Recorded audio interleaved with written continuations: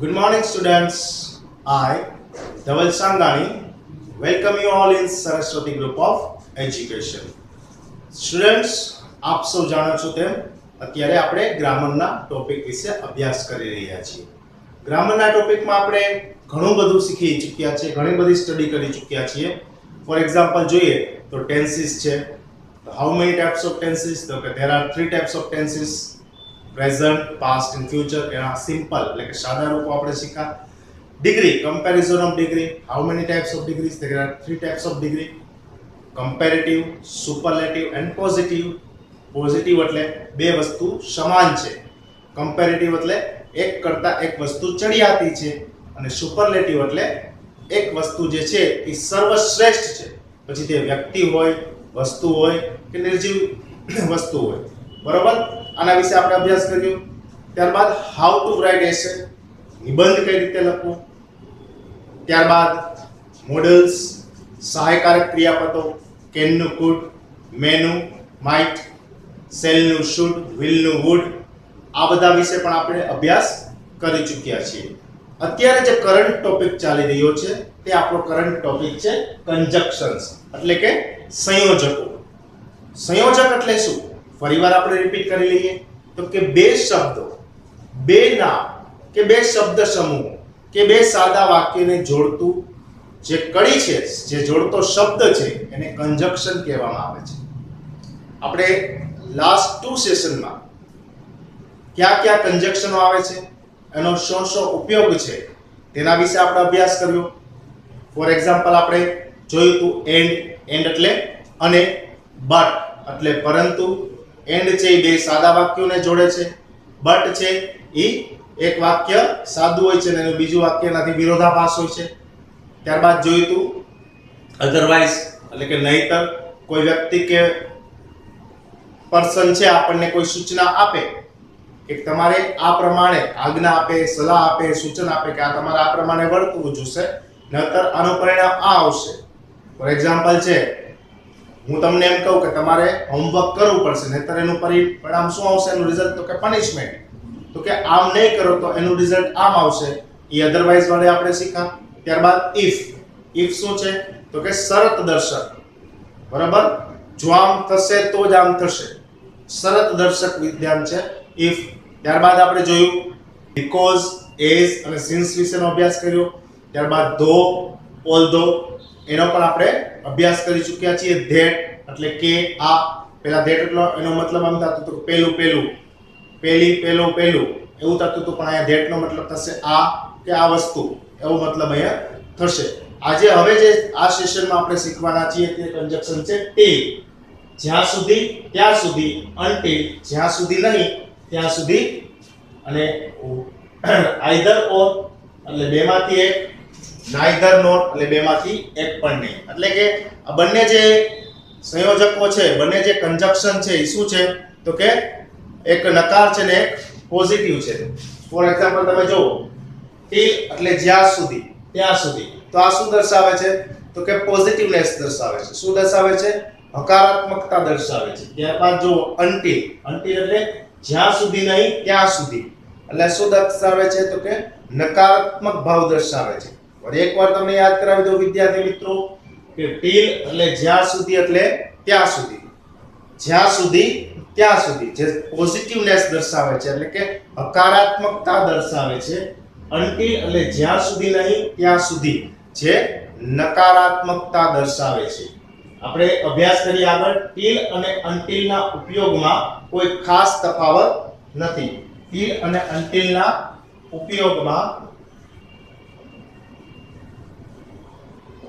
કોઈ ખાસ તફાવત નથી, એટલે કે બે વચ્ચે કોઈ મેજર ડિફરન્સ નથી. બંને સામાન્ય ડિફરન્સથી ચાલે છે. બંનેનો ઉપયોગ અમુક ક્રિયા થાય ત્યાં સુધી તેવું દર્શાવવા માટે થાય છે. બંનેનો ઉપયોગ ક્યાં થાય છે?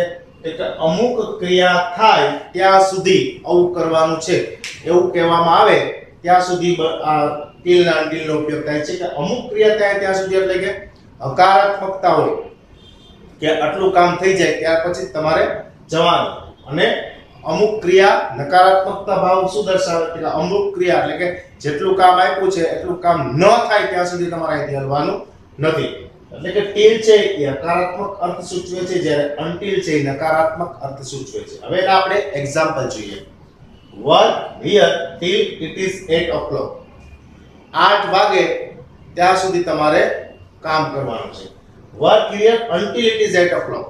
8 વાગે નહીં ત્યાં સુધી તમારે કામ કરવાનું છે. જો કોઈ જાતનો ફેરફાર નથી, ખાલી શબ્દો ફેરફાર છે એટલે વાક્યના અર્થમાં ફેરફાર થઈ જાય. તમારે ક્યાં સુધી કામ કરવાનું છે? 8 વાગ્યા સુધી. ઓકે, ટીલ દ્વારા તમારે 8 વાગ્યા સુધી કામ કરવાનું છે. અહીંયા 8 વાગે નહીં ત્યાં સુધી તમારે કામ કરવાનું છે.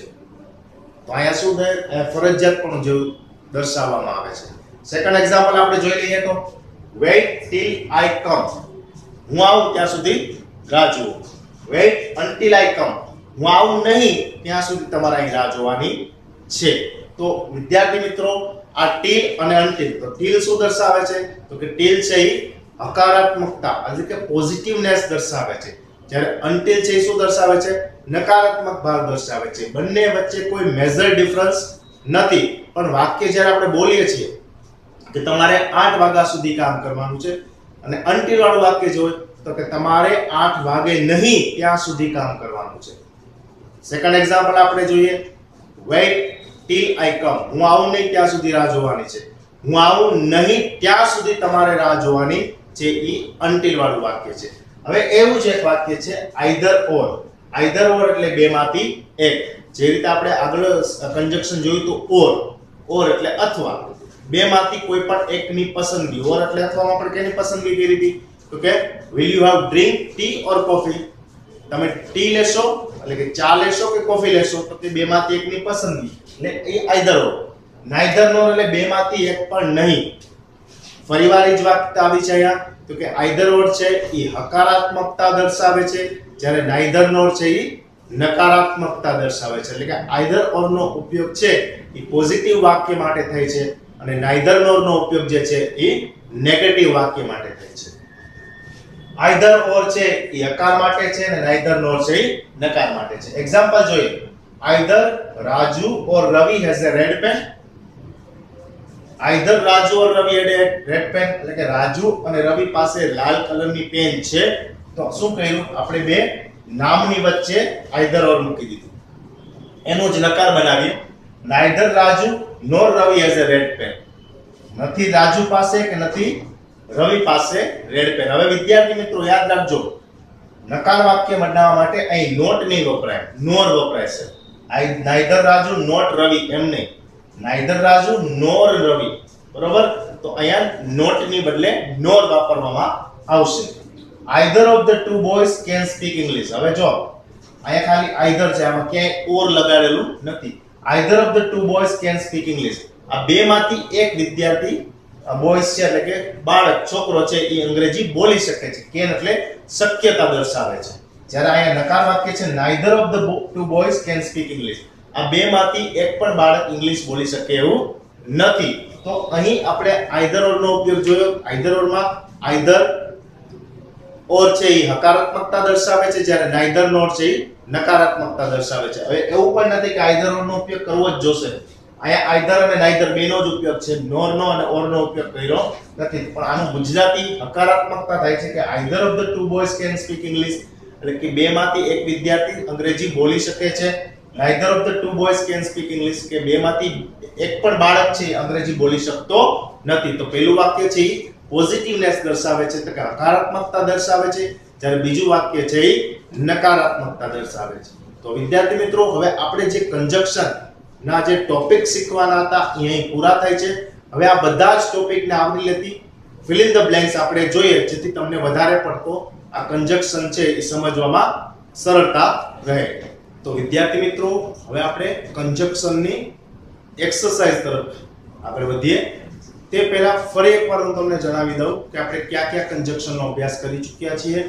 And, but, or, either or, neither nor. Either or છે હકાર માટે છે, નાઈધર નોર છે એ નકાર માટે છે, ટીલ છે એ હકાર માટે છે, અનટિલ છે એ નકાર માટે છે, બીકોઝ, સિન્સ અને એઝ.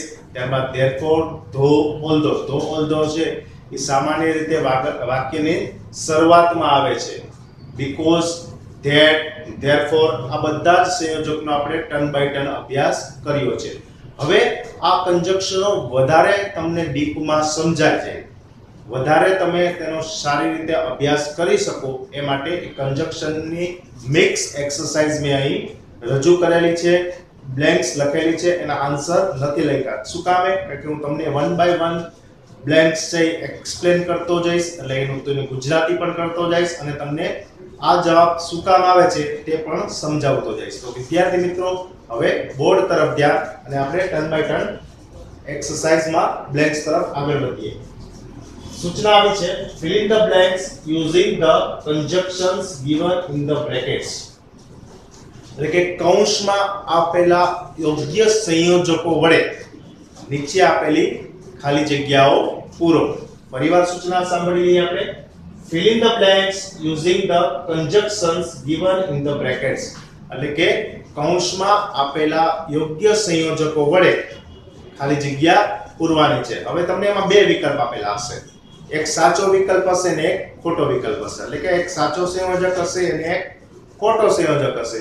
તમારે આ બેમાંથી યોગ્ય સંયોજકની પસંદગી કરી અને fill in the blanks કરવાની હોય છે. પહેલી એક્ઝામ્પલ જોઈએ આપણે.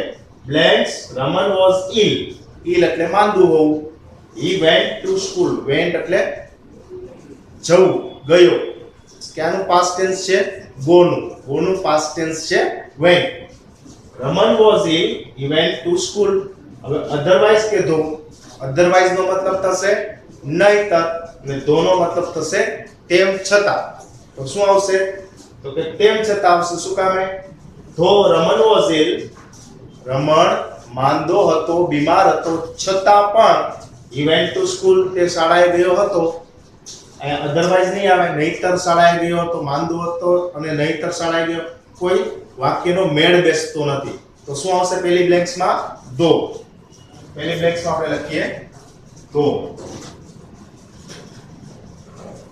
ધો Raman was ill, he went to school. એટલે કે રમણ છે એ બીમાર હતો છતાં પણ શાળાએ ગયો. હવે બીજી બ્લેન્ક્સ જોઈએ. run fast blanks you will miss the bus. અહીં એક વાક્યના વિરોધાભાસ દર્શાવે છે. run fast ઝડપથી દોડો, you will miss the bus. હવે એન્ડ આવશે. run fast ઝડપથી દોડો અને બસ ચૂકો. આવું વાક્ય બને? વિચારો જોઈએ. બની શકે એવું વાક્ય કે ઝડપથી દોડો અને બસ ચૂકી જાઓ? વિપરીત થયું ને, ખોટું જ વાક્ય થયું છે ને, એનો કોઈ અર્થ નીકળતો નથી. ઝડપથી દોડીએ તો આપણે બસ તો પકડી શકીએ, પણ અહીંયા આવું તમે એન્ડ ઉપયોગ કરવામાં કે run fast and you will miss the bus, કે ઝડપથી દોડો અને બસને ચૂકી જાઓ. ના, એવું નહીં બને. તો આપણે આવશે or. run fast or you will miss the bus. ઝડપથી દોડો અથવા બસ ચૂકી જશો. તો કયું કાર્ય થયું? આ સાદું વાક્ય થયું. આ કયું થયું? સાદા ભવિષ્યકાળનું વાક્ય થયું. run fast ઝડપથી દોડો અથવા બસ ચૂકી જશો, એટલે or આવશે. થર્ડ બ્લેન્ક્સ જોઈએ આપણે. Ramesh had no money. Ramesh પાસે પૈસા નથી. he wanted to study. પણ રમેશને આગળ અભ્યાસ કરવો છે. હવે એમાં બે જ ઓપ્શન છે, because અને though. because એટલે કારણ કે, though એટલે તેમ છતાં અથવા છતાં પણ. Ramesh had no money. Ramesh પાસે પૈસા નથી કારણ કે તેને અભ્યાસ કરવો છે. એવું વાક્ય બનશે વિદ્યાર્થી મિત્રો? because નો આપણે જો ઉપયોગ કરીએ, because આપણે આ બ્લેન્ક્સમાં ફિલ કરીએ, ભરીએ તો શું બનશે વાક્ય? because Ramesh had no money he wanted to study. Ramesh પાસે પૈસા નથી કારણ કે તેને ભણવું છે. આવું વાક્ય બને. તો એ યોગ્ય નથી. though Ramesh had no money he wanted to study. though Ramesh had no money, Ramesh પાસે પૈસા નથી છતાં પણ તેને આગળ અભ્યાસ કરવો છે. ત્રીજી બ્લેન્ક્સમાં પણ આવશે though. શું આવશે વિદ્યાર્થી મિત્રો? તો હવે વિદ્યાર્થી મિત્રો એક ખાસ ધ્યાન રાખવાનું છે કે જ્યારે ખાલી જગ્યા સ્ટાર્ટ થતી હોય, એટલે કે બ્લેન્ક્સ છે એ વાક્ય જ્યારે સેન્ટેન્સ છે શરૂઆતમાં જ બ્લેન્ક્સ આવે તો બ્લેન્ક્સ નો પહેલો અક્ષર છે જે તમે આ કંજક્શન જે મૂકો છો એનો જે ફર્સ્ટ લેટર છે એ હંમેશા કેપિટલમાં મૂકવાનો રહેશે. For will you have tea blanks coffee and અને or આ બંને ઓપ્શન છે. will you have tea blanks coffee તમે ચા લેશો અને કોફી, કે ચા લેશો અથવા કોફી, તો કે ચા લેશો અથવા કોફી. તો ફોર્થ બ્લેન્ક્સ માં આવશે or. Fifth, I will visit blanks Jaipur blanks Abu. Either or કે or else. બરોબર? તો કે I will visit either Jaipur or Abu. આમાં શું થાય છે? બેમાંથી એક નહીં. બરોબર? કોઈ પસંદગી જ નથી આમાં. આમાં શું છે? બેમાંથી એકની પસંદગી કરવાની છે. તો કે either or આવશે. I will visit either Jaipur or Abu. કાં તો હું જયપુરની મુલાકાત લઈશ, વિઝિટ એટલે મુલાકાત લઈશ, કાં તો આબુની મુલાકાત લઈશ. એટલે આઈધર ઓર છે એ શું દર્શાવે છે? બેમાંથી એકની પસંદગી દર્શાવે છે. હવે આપણે આગળ 6th બ્લેન્ક તરફ જઈએ. Amit can blanks act blanks sing. Neither nor અને show that. Amit can neither act nor sing. Amit acting પણ નથી કરતો, એક્ટ એટલે કોઈ ક્રિયા પણ નથી કરતો, કે નથી કોઈ સિંગ કોઈ ગીત ગાતો. બેમાંથી એક પણ વસ્તુ અમિત છે એ કરતો નથી. તો આ વાક્ય કેવું થયું વિદ્યાર્થી મિત્રો? તો કે આ નેગેટિવ સેન્ટેન્સ થયું. કેવું વાક્ય થયું? નકાર વાક્ય થયું. વિશ્વાસ was angry blanks he did not say anything. ઓર અને બટ. હવે ઓર મૂકીએ તો વિશ્વાસ was angry or he did not say anything. કે વિશ્વાસ ગુસ્સે હતો અથવા એને કોઈ શબ્દ કીધો નહીં, અથવા એક પણ શબ્દ તે બોલ્યો નહીં. આવું વાક્ય બને? વિચારવો જોઈએ. હવે બટ મૂકીને આપણે જોઈએ. વિશ્વાસ was angry but he did not say anything. કે વિશ્વાસ છે ગુસ્સે હતો પરંતુ તે એક પણ શબ્દ બોલ્યો નહીં. તો અહીંયા બટ છે એનો રાઈટ આન્સર થશે. તો કે વિશ્વાસ છે એ ખૂબ જ ગુસ્સે હતો છતાં પણ એક શબ્દ બોલ્યો નહીં. તે ગુસ્સો છે પોતાના મનમાં ગળી ગયો, એટલે પોતાનો જે ગુસ્સો છે એ ક્રોધને તે પી ગયો. I am happy blanks you have won the first prize. Show that and because. I am happy. હું ખુશ છું. So that તેથી. You have won the first prize. હું ખુશ છું તેથી તું પહેલું ઇનામ જીતી, અથવા પહેલું ઇનામ જીત્યો. એવું વાક્ય બને નહીં. I am happy because you have won the first prize. હું ખુશ છું કારણ કે તે પ્રથમ ઇનામ મેળવ્યું છે. હું ખુશ છું. I am happy એટલે હું ખુશ છું કારણ કે you have won the first prize. કારણ કે તે પ્રથમ ઇનામ મેળવ્યું છે તેથી હું ખુશ છું. આ so that નો મતલબ તેથી, એટલે કે I am happy તેથી you won the, એટલે કે હું તે ઇનામ મેળવ્યું તેથી હું ખુશ છું એવું નહીં.